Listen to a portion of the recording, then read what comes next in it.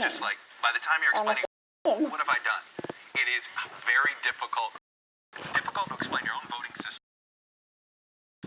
Maybe you need a new one. But it's the playing field we have. It may not be the system we want, but it's the system we got, and that's what we're going to have tonight. That's right. We're going to go through with it. That's how we roll, as they say. Stay with us. Polls are about to close in the state where Bill Clinton served as governor before winning the White House himself. We'll have that and more on our Decision Night in America coverage right here on it. Oh yeah, you know, my dad said he said if Hillary Clinton wins, we're all becoming Mexicans.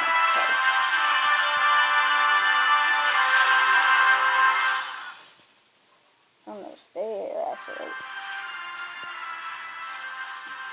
Decision Night in America continues. Bye. I'm Chanel Jones, live in the NBC News Washington Bureau. In the last half hour, another 17 polls have closed, including key states like Florida, New Hampshire, and Pennsylvania. Look at this, many of those races too close to call at this hour, but NBC News has projected winners in these states. Donald Trump, the winner in Alabama, Oklahoma, Mississippi, and Tennessee. Hillary Clinton has now picked up Connecticut, Delaware, District of Columbia, Illinois, Maryland, Massachusetts, New Jersey, and Rhode Island. Joining us from Columbus, Ohio, a must-listen, and good evening to you. What can you tell us?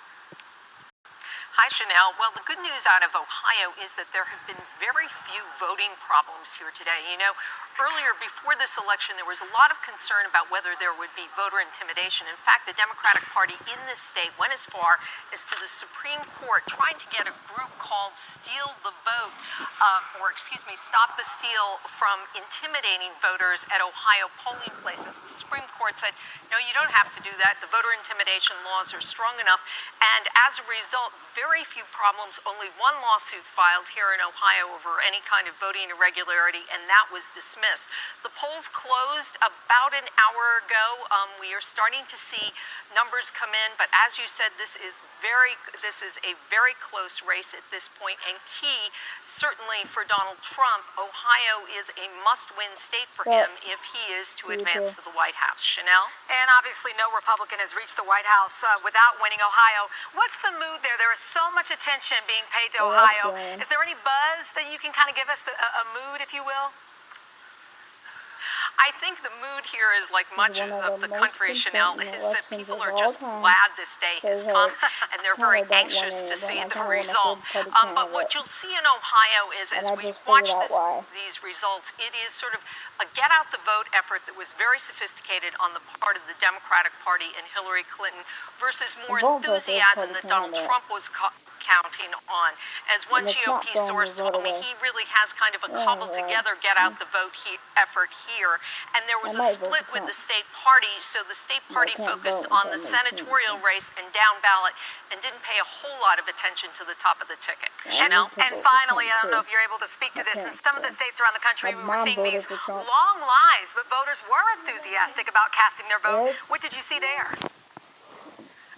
We saw long lines, too. We were out in Montgomery County, which is the county that Dayton sits in, and it is a swing county, and people were waiting 20 to 30 minutes to cast their ballot, but they did so in a very orderly manner and in an almost reverential manner.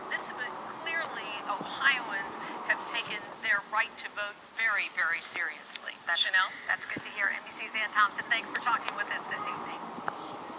Joining me once again is Jennifer Lawless from American University. Let's dig into Ohio really quickly. White voters without a college degree, job losses are a concern. Obviously, that helps Donald Trump. That does. That's Donald Trump's key demographic group. And so the extent to which those people turn out to vote this time around are a good indicator of how well he'll do in Ohio. Also this evening, we're certainly watching some of the Senate races that are important. I want to mention Florida. Marco Rubio, it seems, keeps his seat. He did keep his seat, and the irony here, of course, is that when Donald Trump won the Florida primary, that was when Marco Rubio got out of the race.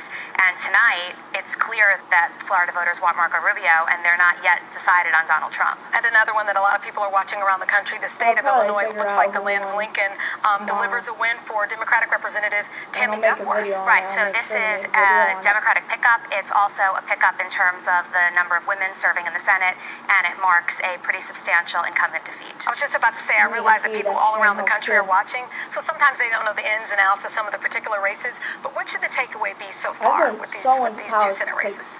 So far, neither is a surprise. So I think we're sort of exactly where we would expect to be at this point in the evening. And if we push back just for a second and we look at the big picture, your impression so far of this race, what would you say?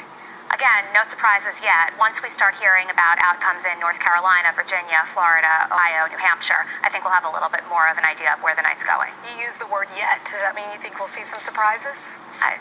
We'll see. I hope so. You can never predict. That is right. Jennifer Lawless, thank you so much. Coming up in the next half hour, polls close in the Razorback State, Arkansas. That would bring us to the halfway point, with polls still open in 25 states. Stay with NBC News for all of your latest election results. And now back to Lester Holt in New York for continuing coverage of Decision Night in America. Trump. Oh, there goes my battery. No, it's just about charger. Yeah, there you go. Trump. Our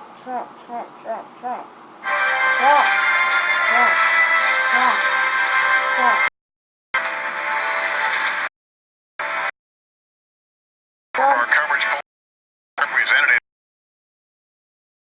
will retain, and as we move win in the state of Arkansas, of course, the state that Hillary Clinton was for many, many years the first lady. Chuck, you're going over your I am. Nicole and I, look, just a moment before she worked for President Bush. That's where, back in the day when we were both young bucks, we were just both sitting there. What's out in Florida? 91% in. I think Trump's leading by about 60,000 votes, and we're both noting, like, why is the Clinton campaign feeling good and the Trump campaigning not so good? What's out there? A lot, almost half of the Broward vote hasn't come in. We're not ready for half it. of Palm Beach and still about 15% of Miami-Dade. And as we showed you, she's leading Miami-Dade by numbers that are landslide-like for Miami-Dade. And why do we care so much about Florida? Because for Trump, it's as close to a must-win as there is. It's not that he can't put together 270 votes without Florida, but it becomes exceedingly difficult. For me, station vote. Look at Tom, he's going, can't go talking about. Florida. I mean, at one point I've been knowing that Bailey in one Trump's ear, and I had gonna win for Carl like over about a the couple other on months the now. phone saying, "What's I've going been on?" in I said, "You politics don't for a know." couple months. I know. Florida. I mean, like possibly miss a night like this, but it was We could be. But the bigger story is both bases came out. The fact is everything came out. It just may be she has a bigger base. And just a record keeping, Ohio is too close to call, Florida too close to call, Pennsylvania too early to call, so those are big ones hanging out there right now. We want to go to Andrea Mitchell. She's at Hillary Clinton headquarters here in New York. Are they feeding into any of this? Watching it, their boiler, the Peninsula Hotel, only a few blocks from here. Both Clintons have now weighed in on the speech that they hope they'll be delivering. Two versions, as we said. One is a victory speech, and so the speechwriters were in the hotel with both Bill and Hillary Clinton. Imagine having both of those principals editing your speech, and now we've all been edited by our editor. That's a pretty high-powered team of Bill and Hillary Clinton editing. The other thing to report is that my Democratic sources, this is not campaign sources, these are Democratic Party sources in Michigan telling me they're getting a little nervous. In the Democratic areas of Detroit, it's obviously early, but it'll be very tight. As you know, both Hillary Clinton and Donald Trump were there only yesterday, and it would be far more important for Donald Trump's path. He really wants to flip a blue state, not critical for Clinton, but they would still like to win Michigan. They lost it, as you know, in a surprising upset by Bernie Sanders. The trade issue is a big factor. Right, Andrea, thanks very much. Joining us now from Clinton headquarters is former Michigan Governor Jennifer Granholm. Governor, good to have you on. Thanks so much. So great to be on. Thanks so much. I watched you on MSNBC earlier today, and you couldn't wipe the smile off your face. I know! It's democracy! Give me but that was earlier. Now that you're starting to see some raw vote totals come in and watching what we're watching in Florida, how is your level right now? I think really good because because, as Chuck was saying, there are still a huge sectors of the electorate that have not come in, and a lot of that are our people, whether it's Broward County or, in Michigan. As you know, in many of these states that we count on, a lot of the urban areas come in later than the rural areas, and so we are feeling really good still. Now, we talked about Florida being a must-win. That's according to the Trump folks. But without it, he made you defend Pennsylvania. Look where the Clinton campaign ended yesterday. How do you feel about Pennsylvania? Good about Pennsylvania. In fact, everything between Pennsylvania and Virginia and North Carolina. I mean, I think, again, it's still early. You got to see the rest come in, but we're feeling really good about the ground game that we have entered, what we're hearing on the ground, and everybody on my side, take a deep breath, raise its record turnout about it. And I am concerned about the numbers in Detroit and Flint, but I do know that a lot of that is made up for by the very large, for example, Arab American community that's in Michigan and Dearborn. We know that President Clinton actually visited, and there's huge turnout in that community. So if there is a diminution in votes in Detroit, we've made up for it, I think, in the Arab American community, 50,000 of the absentee votes. So it's still close. It's closer than anybody wants it to be, but I feel very good about Michigan anyway. Still makes me nervous, though. All right, Governor, always good to talk. Until it's in. Thank you. So you've got a Senate call here. We do. State of Indiana, deep red Senate. We have Congressman Todd Young, going to the Senate. Evan Bayh, whose name you probably recognize, was vying to get his seat back. What an Now we got painted as an outsider. Well, no, he too much of an insider. Way too much of an insider. Somebody who had lost his Indiana roots. Somebody who barely had an correct. I think he got a court and avenue confused of his Indiana address. Yeah, so he had these deep Indiana roots, and yet it wasn't enough. And so we see that Indiana holds. That's a red state, stays that way. Doesn't alter our ultimate Senate Democratic pickup on the record, I believe, so far. But one of the races we were closely watching because it had the potential to be competitive. All right. Interesting thing about Young Bayh is that he saw it by his prior job. He was working for the U.S. Chamber of Commerce. Then they came out and he'd been away for a while. They kind of assumed that he was going to go back. He's a Democrat that from another era. Yeah. Okay, a centrist Democrat that this Democratic Party. Right.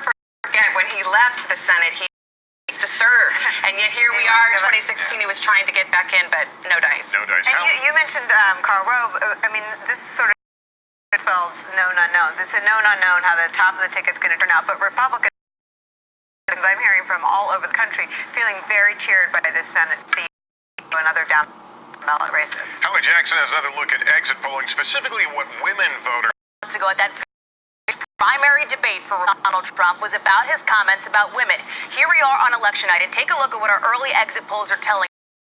51% of voters across the country are bothered a lot by Donald Trump's treatment of women. And so watch what happens to this purple section of the pie here when we dive into how this breaks out. Of those voters who say they were bothered a lot, look at how it breaks down. 8 in 10 say they voted for Hillary Clinton over Donald Trump. Not particularly surprising when you look at the fact that they say they're bothered on Trump's treatment of women. And for these voters, Lester, that is something that has resonated. And I want to continue on what you're talking about there. Kate Snow joins us now from King of Prussia, Pennsylvania, where she's been talking with women voters. Kate? Hi, Lester. Here's the thing. We're in what's called the collar counties outside of Philadelphia, the suburban counties outside of Philly. And these counties, since 1976, have really predicted the way the state of Pennsylvania will go. So that's why we're here. We got a lot of...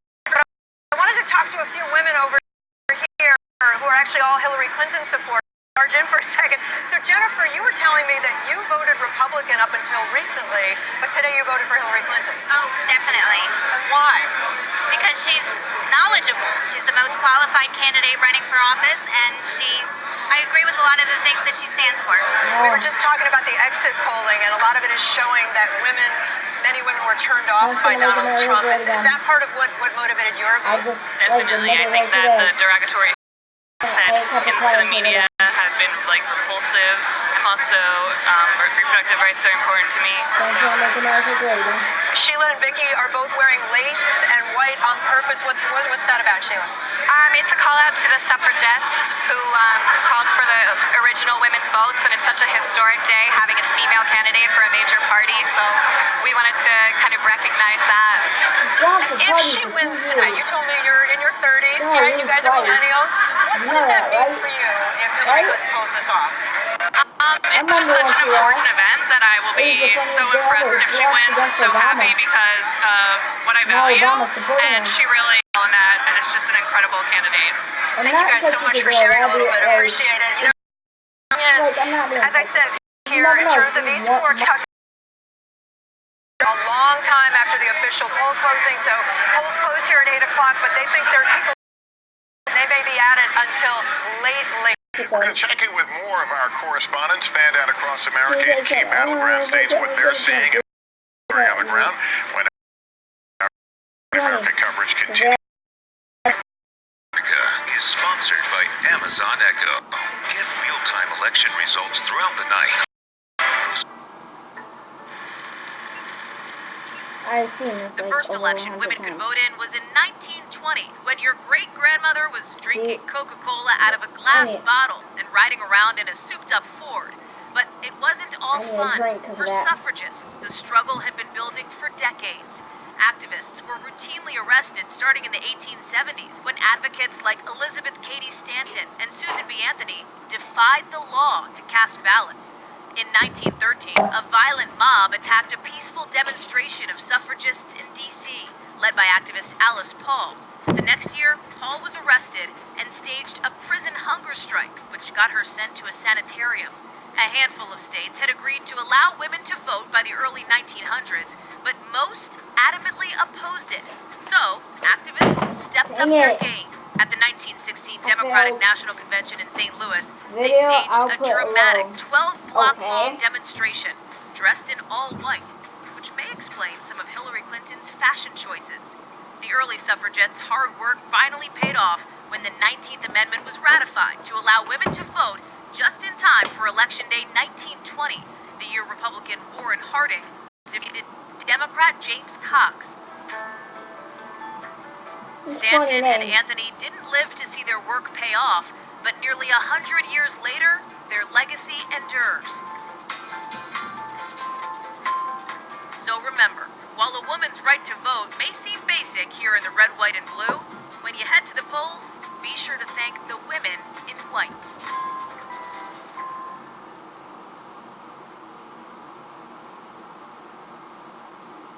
Okay. I mean, I'm not sexist or anything. Now people are going to think I'm sexist because I voted for Donald Trump. I didn't vote. I'm not allowed to vote. But next year, I'll vote for Kanye West. I mean, I would. Because that's how stupid I am. I am talking Ashley right now. As we come back to our election center from a break, you're watching Senator Marco Rubio. That meantime, we're around states across the country, and Chuck Todd has moved over to the map here. He's trying to things stand right now as we wait some of these big states. A little bit, but you know, Virginia, we too close to call. Get this just right. Here we go.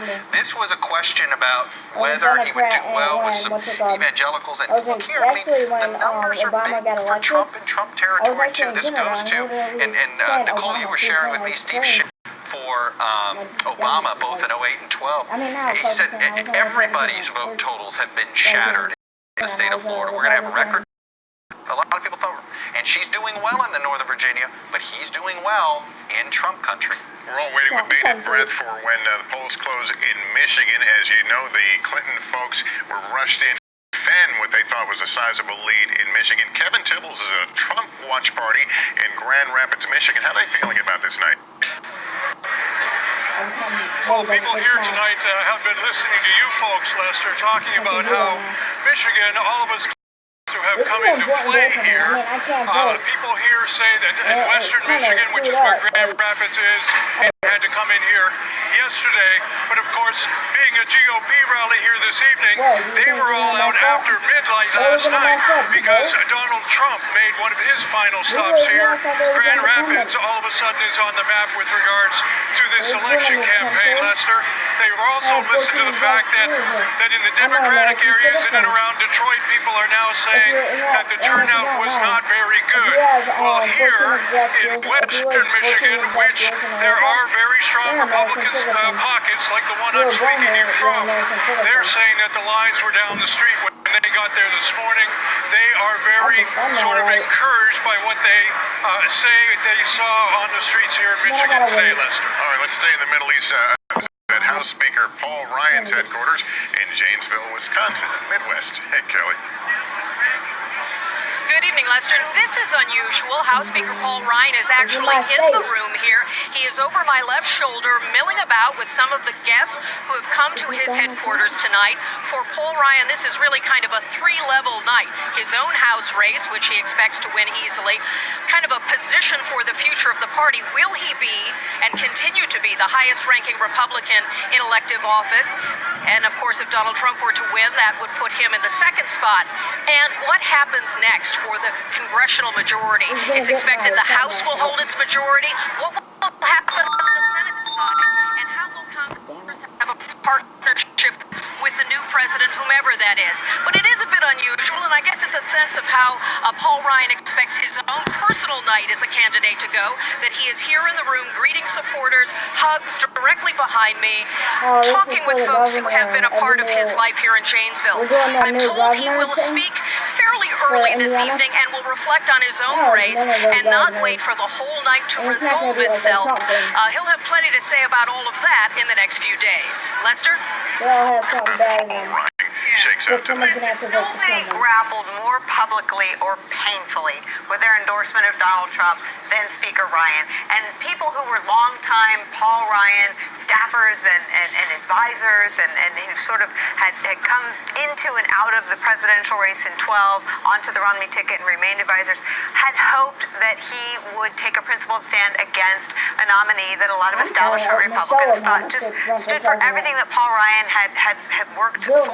Paul Ryan is one of the architects of modern conservative policymaking. He's an expert on the intricacies of budget making. He really has conservative solutions for education and poverty. And whatever you think of those ideas, he is one of the chief architects in sort of the conservative thinkers group. So when he endorsed Donald Trump, it was a real setback to the never-Trump wing of the GOP, which at that point I think had unrealistic aspirations for what a sitting Speaker of the House could do. The truth is, he has a job of being chief wrangler of cats, and that GOP caucus was overwhelmingly pro-Trump. So that's the reality that he's dealing with, whether Trump wins or loses. And there are a lot of rumors. They're just rumors. It's sort of an undercurrent, an additional anxiety for all of us in a little bit of jeopardy in terms of his post. I think especially the other thing about Speaker Ryan is that he has not given up his own presidential aspirations, and that had to be a conflict in his mind. Play the part of leader of the House Republicans, try to keep that intact, but at the same time keep his eye on the far horizon. Because if Trump wins tonight, we still believe that there's a possibility that he could do that. Absolutely. Then Paul Ryan has got a handful of trouble, not just with the people who are in the House with him, but with the new president of the United States as well. Don't you think he has trouble? It really is, because if Trump loses, there are going to be a lot of people who look hard at Paul Ryan and other establishment Republicans saying, hey, where were you? If you had been more enthusiastic for our nominee, maybe we'd be having a different result tonight. So Paul Ryan's maybe has the worst job in Washington. And this is the worst night for him, this tightness. We're going to take a break. We got a lot